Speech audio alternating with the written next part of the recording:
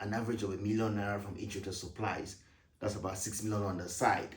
And then my own scrap yards that I'm loading.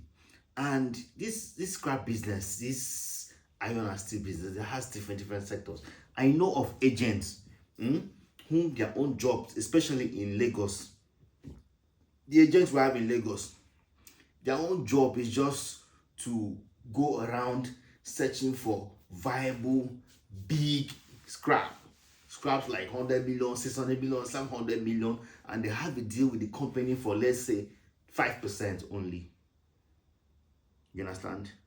And trust me, at every point in time, there are always vessels. There are always scraps at that level to purchase.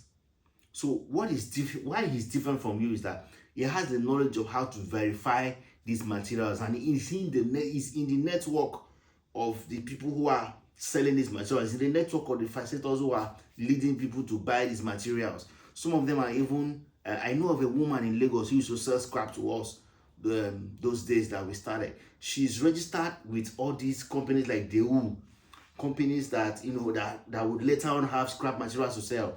I think there was one she sold to me at Abuloshu. There's a Dangote yard at Abuloshu. Want some old, those things are like Mack trucks, frontliner, but they have parts like Mack truck. She sold about 30 pieces to us those days.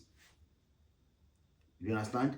Old ones where we now brought in the Onisha guys. Now that's another level of scrap. We now have to bring in the Onisha guys that will now dismantle, and that's where you get your spare parts from. Because the spare part of those trucks were identical to Mack truck spare parts. So it was market.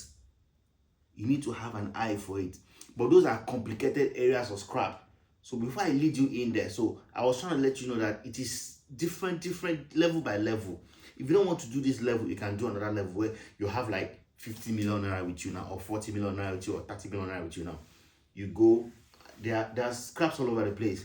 For example, Caterpillar materials you purchase, you butcher, the useful part of it you sell to those who are selling machine tools like Betola. Betola is selling machine tools there in Lagos. You see him in Maryland. He's a major buyer. You know, I will list all these things one after the other. You know, you can be doing that where you have big scraps, like you buy a badge. I just got a badge. You buy a badge. You know, so you package yourself. You are a company, like we were a company. You just buy a badge, you butcher, you load, and then you supply to iron steel company. So what you are basically doing is that you are providing raw material value to these iron and steel producing companies.